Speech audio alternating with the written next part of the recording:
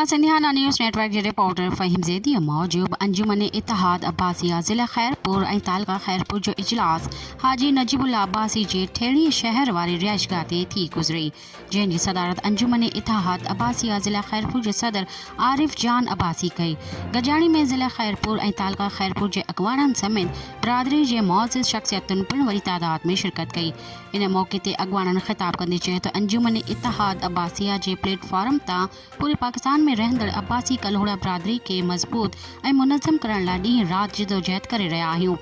ऐं बिरादरी जे पोइते पियल माण्हुनि खे पंहिंजा हक़ ॾियारिया वेंदा। तमामु जल्द ज़िला खैरपुर जे 8 तालकनि में रहंदड़ अब्बासी कल्होड़ा बिरादरी खे गॾु करे खैरपुर सिटी अंदरि हिकु अज़ीम शान जुलूस मुनक़द कयो वेंदो, जंहिंमें बिरादरी जे मरकज़ी अॻवाननि समेत पूरी सिंध जा उहिदेदार, कारकुन ऐं बिरादरी जूं मुअज़्ज़िज़ शख़्सियतूं शिरकत कंदियूं।